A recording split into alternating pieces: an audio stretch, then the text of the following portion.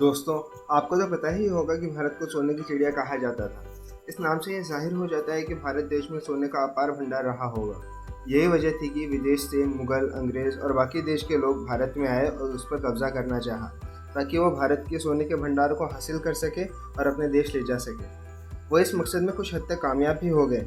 भारत की काफ़ी धन दौलत वो लूट कर चले गए, यहाँ तक कि कोहिनूर हीरा भी अंग्रेज़ लेकर चले गए। पर क्या आप जानते हो कि भारत में आज भी एक बहुत बड़ा खजाना मौजूद है? यह खजाना संभवतः दुनिया का सबसे बड़ा खजाना हो सकता है। इस खजाने की खास बात बताऊं आपको। इस खजाने में कोहिनूर हीरे से भी बहुत बड़े हीरे हैं। कोहिनूर हीरा 105 कैरेट का है, जबकि इस खजाने में जो हीरे मिले हैं वो लगभग 110 कैरेट के हैं। और सिर्फ एक नहीं, ऐसे कई हीरे मिले हैं इस खजाने में। इस खजाने की कीमत 1,20,000 करोड़ से 1,30,000 करोड़ रुपए के बीच आंकी गई है। अब मुझे मालूम है कि आप ये सब जानना चाहते हो कि इस खजाने में और क्या क्या मिला, और साथ ही ये खजाना मिला कहाँ था, और क्या इससे बड़ा खजाना कहीं मौजूद है अपने भारत में। तो अगर आपको इन सारे सवालों का जवाब जानना है तो इस वीडियो को लास्ट तक पूरा देखें, और साथ ही कमेंट करके बताओ कि क्या आप भी किसी खजाने के बारे में जानते हो। तो चलो जानते हैं इस खजाने में क्या क्या मिला। इस खजाने में एक 3.5 से 4 फीट ऊंची भगवान महाविष्णु की मूर्ति मिली, जो कि प्योर सोने से बनी है, और वो भी एकदम सॉलिड है। मतलब जैसे पाइप होता है अंदर से एकदम हॉलो, वैसा नहीं है, एकदम रॉड के जैसा है, जो अंदर से भी एकदम सॉलिड है।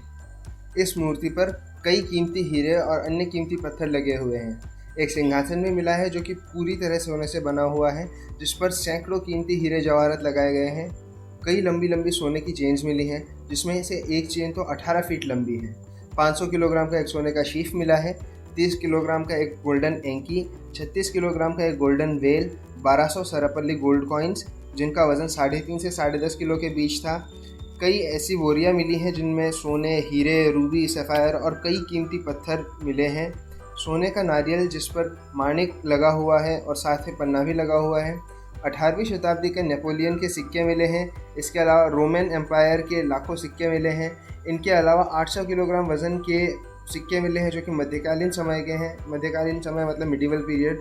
3 सोने के मुकुट मिले हैं जिन पर कीमती हीरे और पत्थरों का काम किया हुआ है, और कई सोने के मटके भी मिले हैं। ये तो मैंने आपको बता दिया कि खजाने में क्या क्या मिले हैं। इसका मतलब ये नहीं कि आप इस वीडियो को अभी छोड़ के चले जाओ। अब मैं आपको और भी काफ़ी चीज़ें बताने वाला हूँ, जैसे ये खजाना मिला कहाँ पे। इससे पहले अगर आपको ये वीडियो पसंद आया तो इसे लाइक ज़रूर कर दो, और अगर ऐसे और वीडियोस आपको देखने हैं तो चैनल को सब्सक्राइब करके नोटिफिकेशन बेल भी दबा दो। तो दोस्तों, ये खजाना मिला है दक्षिण भारत के केरल राज्य की राजधानी तिरुवनंतपुरम में। तिरुवनंतपुरम में एक मंदिर है जिसका नाम है श्री पद्मनाभ स्वामी मंदिर। इस मंदिर के 6 खाने में 6 वॉल्ट्स हैं। उनमें से पहला वॉल्ट ए में से ये सारी चीज़ें मिली हैं। आपने ध्यान दिया अगर, तो मैंने कहा सिर्फ वॉल्ट ए में से ये सारी चीज़ें मिली हैं, बाकी के वॉल्ट्स बी, सी, डी, ई, एफ में से नहीं। उनमें से सी, डी, ई और एफ को खोल दिया गया है, पर उनमें से ऐसा कुछ भी नहीं मिला। उसमें से रोज़मर्रा की चीज़ें मिली हैं, लेकिन वॉल्ट बी अब भी खुलना बाकी है। माना जाता है कि वॉल्ट बी में वॉल्ट ए से भी काफ़ी बड़ा खजाना मौजूद है। वो खजाना इतना बड़ा है कि कुबेर का खजाना भी उसके सामने छोटा पड़ सकता है। अब सवाल ये उठता है कि वॉल्ट बी को खोला क्यों नहीं गया।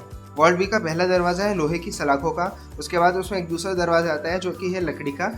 उसके बाद एक एंटी चैम्बर आता है, और एंटी चैम्बर में आगे जाके एक लोहे का दरवाज़ा है।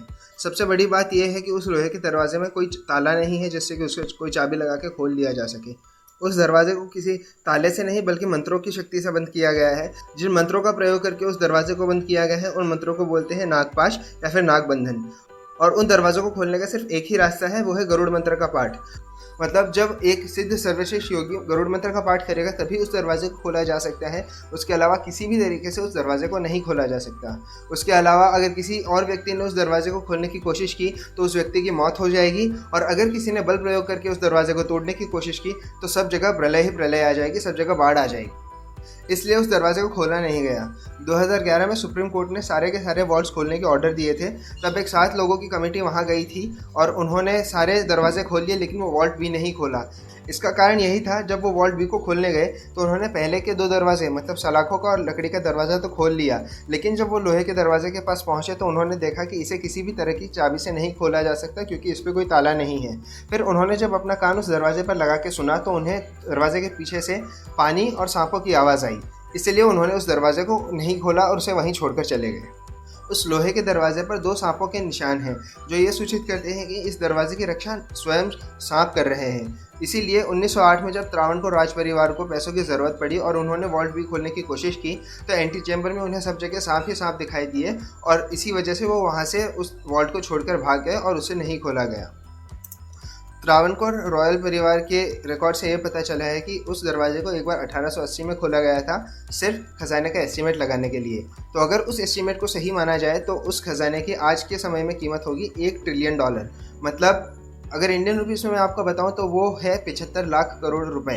अगर आपको ये नहीं समझ आ रहा कि 75 लाख करोड़ होते कितने हैं, तो मैं आपको बता दूं, आज के समय के दुनिया के सबसे धनी व्यक्ति हैं जेफ बेजोस। उनके पास जितनी संपत्ति है उससे 5 गुना ज़्यादा होती है 75 लाख करोड़। तो अब आप ही अंदाज़ा लगा लो कि वो खजाना कितना बड़ा है। आज की दुनिया के सबसे धनी व्यक्ति की संपत्ति से भी 5 गुना ज़्यादा बड़ा खजाना है। तो हो सकता है इसी वजह से बोल रहे हैं कि वो दुनिया का सबसे बड़ा खजाना है। अब आपके मन में ये विचार आ रहा होगा कि यार इतना बड़ा खजाना भारत में आया कहाँ से?